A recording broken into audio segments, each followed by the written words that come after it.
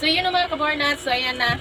Kasi uuwi kami ngayong September 23. Uuwi kami sa Mindanao. So bumili ako ng sapatos. Kasi wala akong may mga sapatos naman ako dyan. Pero hindi ko kasi gusto yung mga sapatos na yun para pag-uwi ko. So bumili ako sa TikTok, guys. Ang galing talaga pag sa TikTok ka bibili kasi ngayon ka mag-shape. Bukas meron agad. So ayan. Wow, simple lang. Ewan ko kung ito ba yun. Oh, wow! Oo nga, guys. What you see, what you get talaga, guys. So ayan. Sira na lang yung niya, yung karton, medyo luma na. So ayan. Ito na, hala, ang liit. Dako ang laki ng smiley yan na. Hayop ka. Hala. Kasi yan, akin lang, mabili ka na lang ulit. No? Odoy. Ganito pala siya, guys. Actually, sobrang ganda niya. Ang ganda niya. Ang size talaga ng paa ko is 37. So, ang kinuha ko, baka kasi maliit. Kaya ang ginawa kong 38. So, ang 38 pala is maliit pa rin. Sorry ka, nagkasya. Nagkasya. Maliit lang siya tingnan, pero nagkasya siya, guys. Look at this. Sinukat niya yung pa. Sorry ka. I'm magpaparehas ba tayo tagtiil? No, 35 ka, ako 37. Ang 35 kids ka, ako 37. na si Kiana na-scam. No, bakit? Na-scam. Wow. Sabi niya pa sa akin, guys, bibili na lang daw ako ng bago.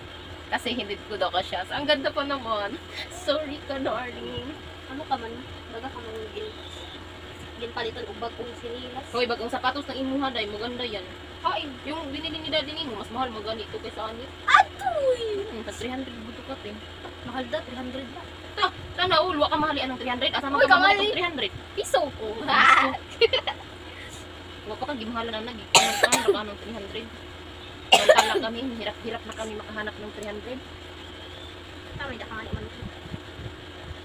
So, ayan, guys. Sorry ka. Sorry ka. Nagkasya. Maaydag katawa, nagbagyo.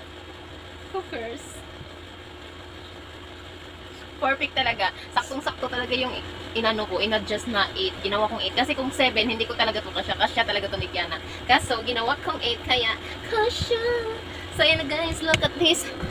Look at this. Wow! Wow, ang ganda.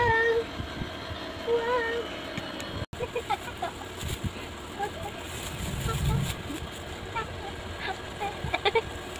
Tingnan yung mukha rin. Umaasa, pero nagkasya. Sorry. So, ayan, guys. May sapatos na ako na pang lakad. Hindi kasi ako talaga mahilig sa sapatos. Tama, araw na hiya magpalalay.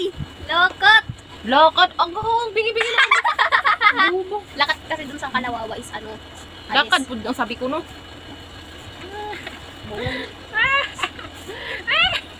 Bugumay na lang ito. Sige, gara. I'm so excited. Walang nai-excite mo.